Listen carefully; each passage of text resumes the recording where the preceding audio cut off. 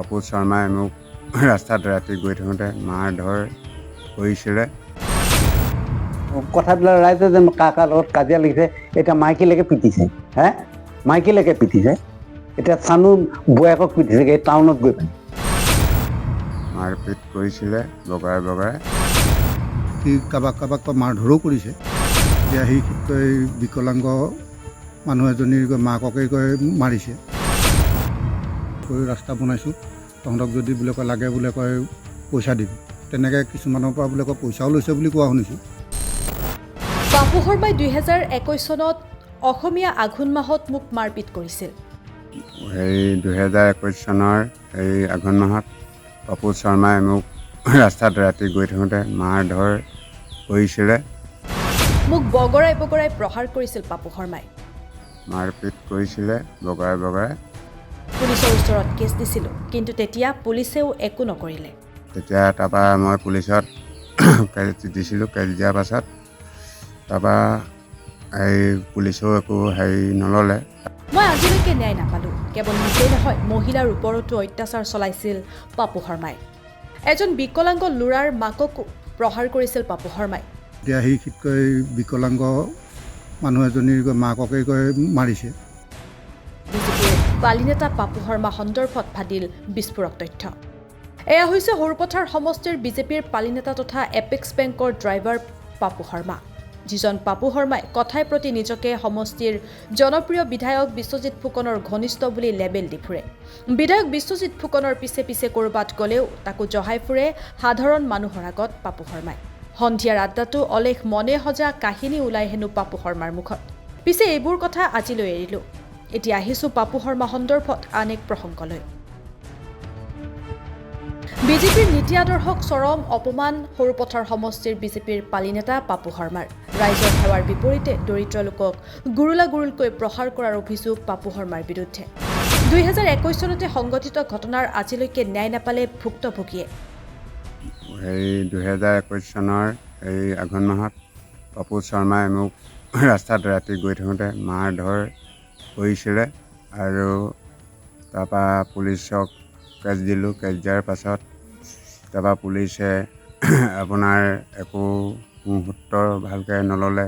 এতিয়ালৈকে আজি মোৰ ন্যায় মই নাপালোঁ পুলিচৰ। মাৰপিট কৰি গুণ্ডামি কৰি বাৰে বাৰে বাচি যায় পাপু শৰ্মা। নিজৰ জন্মগাঁৱতে ৰাইজৰ মনত ভয় আতংকৰ সৃষ্টি কৰি ৰখা পাপু শৰ্মা কাৰ আশীৰ্বাদত বলিয়ান।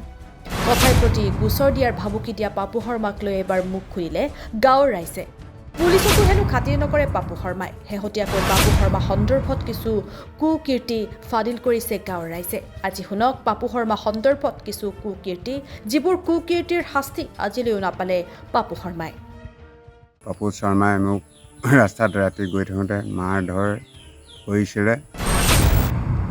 মাৰপিট কৰিছিলে বগাই বগাই। সি কাৰোবাক মাৰধৰো কৰিছে। এতিয়া সি বিকলাংগ মানুহ এজনীৰ মাককে মাৰিছে। ৰাস্তা বনাইছোঁ, তহঁতক যদি বোলে কয় লাগে বোলে কয় পইচা দিবি, তেনেকৈ কিছুমানৰ পৰা বোলে কয় পইচাও লৈছে বুলি কোৱা শুনিছোঁ। 2021 চনত মোক আঘোণ মাহত পাপু শৰ্মাই মাৰপিট কৰিছিলে বগাই বগাই। তাৰপৰা তেওঁৰ লগতো আছিলে ওচৰ চুবুৰীয়া বাপেক পিতেক আছিলে। তেনেকৈ থাকোঁতে তেতিয়া তাৰপৰা মই পুলিচত কেছ দিছিলোঁ। কেছ দিয়াৰ পাছত তাৰপৰা পুলিচেও একো নল'লে। তাৰপাছত আপোনাৰ মই বাহিৰত গুচি গ'লোঁ, কেৰেলা গুচি গ'লোঁ। কেৰেলা গৈ তাৰপাছত আপোনাৰ পুলিচ আহি মোৰ ঘৰত আহি পেলানি তেওঁ কি পুলিচে নাজানো, মাইকী মানুহক সুধিছে পুচিছে কি কৰিছে মই এইটো নাজানো। মই বাহিৰত গুচি গ'লোঁ। কাম কৰি আহোঁতে সি বাইকত হেণ্ডেলডালে খুন্দা মাৰি দিলে। খুন্দা মাৰি খালত পৰিলোঁ। ইফালে ভিডিপি মাইকীজনী আছেই। তাৰপিছত এই পদূলিমুখত পৰিলোঁ, পৰি পিনি আৰু এইডোখৰত দাগি হ'লেই। তাৰপিছত দাগি হোৱা দেখি মই আৰু তেজ ওলাই গ'ল আৰু মই আৰু ৰৈ থাকিব নাই, মই ভিডিপিক জনাই দিলোঁ। ভিডিপিক জনোৱাৰ লগে লগে আৰু মোক কৈছে বোলে নহয় কেছ দি থাকিলা। কেছ দি দিলোঁ মই। কেছ দি দিয়াৰ লগে লগে এটা কথা নাই, সেই উকিলজনী যিজনী উকিল ধৰিছে সেইজন তাৰ হাতত, মইতো নাজানো। সি আৰু তাৰ ফালেহে গায়। আৰু তথাপি মই কৈছোঁ উলিয়াই দে, মই কোৰ্টত গালি পাৰিছোঁ, উলিয়াই দে মোক, পাপুক উলিয়াই দে, মই এতিয়া গৰু পিটন দিম, মই তাক ধৰি গৰু পিটন দিম, উলিয়াই দে মোক। এইটো নাথ মাষ্টৰ পিতাক উকিল নহয় জানো, সিওতো উকিল। সি কৈছে বোলে গগৈ দা আপুনি বোলে ইমান ডাঙৰ ডাঙৰকৈ কথা পাতিছে বোলে, মই কমেই কেলে নকওঁ, মই সঁচা কথা সদায় সঁচা, মইতো একো ভুল কৰা নাই ন, মই নিজৰ ছাইডত আহি আছোঁ। হয় অকণমান মোৰ দেৰি হৈছে কাম কৰা, হয়নে, কাম কৰি আহোঁতে মোৰ দেৰি হৈছে অকণমান, হৈছে মই কাকো মই বেমানি কৰি অহা নাই না, মই নিজৰ ৰাস্তাত নিজে আহি আছোঁ। সি আকৌ মোক খুন্দা মাৰি দিবলৈ কোন, হা, সেই হেণ্ডেলডাল মোক খুন্দা মাৰি দিলে, এইডোখৰ এতিয়াও দাগি আছে এইটো। তাৰমানে মই কেছ দি দিলোঁ, কেছ দিয়াৰ পিছত আৰু সেই কেছ চলি আছে। তাৰপিছত আৰু সেই উকিলজনীয়ে মোক এই গ'লে আৰু মই সেই দমদমাই দিলোঁ ন, একো নাই কোনো। সেইদিনা সেই হ'ল, তাৰপিছত আকৌ 2-3 তাৰিখ গ'লোঁ, গৈ পিনি সি আৰু কেছটো ছিঙি পেলালে, সি নিজেই ছিঙি দিলে। ইয়াতো তাৰ লগতে লাগি থাকে, সেইটো আৰু মই ক'বলৈ নাযাওঁ নহয়, মই কাৰ লগত লাগে এতিয়া ক'তনো বিচাৰি পাম ন। সম্পৰ্কত মানে প্ৰকৃততে পাপু শৰ্মাই অলপ কিবা গুণ্ডাগৰ্দিও কৰা নিচিনা কৰিছে, বা হেৰিও হয়, মই এতিয়া VDPৰ সহকাৰী সম্পাদক আছিলোঁ। তাৰপিছত এই সম্পাদক যেতিয়া মানে ইলেকশ্যন খেলিছিলে ঠেঙালৰ, তেতিয়াৰ পৰা দায়িত্ব ল'লোঁ। তাৰপিছতো আমি কেইবাবাৰো তাৰ মানে কেছ আমি পাইছোঁ। ইয়াতো এজন আছে ওচৰতে তাক মানে সেইডোখৰতে মাৰি পেলাই মানে তাক খুন্দিয়াই পেলাই লুটিয়াই পেলাই দিলে। সিও আহি পেলাই ৰিপৰ্ট দিলে, তাৰপিছত গৈ পেলাই থানাত দিয়া দি হ'ল। তাৰ কোনোবা এগেইনষ্টৰ মানুহ আছিলে, মানে তাৰ ওপৰতো মানে হেৰি কৰা হ'ল, কি কৰিছে বুলি। আমাকতো একো ক'ব নোৱাৰে বাৰু, এতিয়া সি গাঁওঘৰীয়া মানুহ হয়, সদায় অহা যোৱা কৰিও থাকে, তাৰ হেৰিটো ভাল বাৰু, মানে আমাৰ লগত বিহেভটো তাৰ ভাল, কিন্তু আনক অকণমান হেৰি কৰিব পাৰে, বা আকৌ মই আজি কিবা এটা পদত আছোঁ বুলি মোক সি হেৰি নকৰিবও পাৰে, বা তেনেকৈ ধৰণৰ ধৰি লওক ইটো সিটো সি মানে তাৰ মুখৰ আগত কিছুমান হেৰিত সি কাৰোবাক মাৰধৰো কৰিছে। এতিয়া সি বিকলাংগ মানুহ এজনীৰ মাককে মাৰিছে, বা তেনেকৈ নানান ধৰণৰ কথাবিলাক শুনি থাকোঁ আৰু। কিন্তু কথাটো হয় কি গাঁওঘৰীয়া মানুহ বুলি তাক আমি কোনো হেৰি নাই হোৱা, বা এই হেৰিটো হয়, থানাতো এদিন হেৰি ভোলাবৰা ছাৰৰ লগত কেছ এটা হওঁতে মানে তাৰপিছত এই মৈৰাং নে কি বুলি এজন উচি আহিছিলে, সেইজনো মোক এদিন সুধিছিলে, এইটো হেৰিৰ সময়ত, এই কৰোণাৰ সময়ত, তেতিয়া সুধিছিলে যে বোলে আপোনালোকে পাপু শৰ্মাৰ ওপৰত কি ষ্টেপ লৈছে। বোলো ষ্টেপটো আমিতো VDPয়ে একো ষ্টেপ ল'ব পৰা নাই, যদি পুলিচে ষ্টেপ ল'ব পৰা নাই তাৰ ওপৰত, আমাৰ VDP মানুহে কিটো ষ্টেপ ল'ব, সেয়াই আৰু।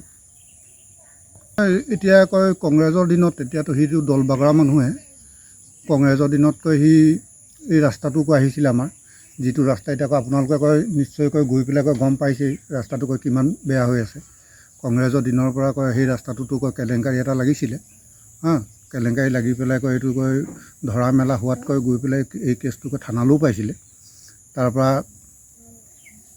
পিছৰ অৱস্থাটো আজি মানে এইটো পুৰণি ৰাস্তা, হয়তো এইটো 1909 চনৰ ৰাস্তা নেকি, মানে তেতিয়াতো আৰু কোনো হেৰি যাতায়াতৰ ব্যৱস্থাটো চবেই খোজকাঢ়ি মেলি আহে, মাটিৰ ৰাস্তাহে আছিলে।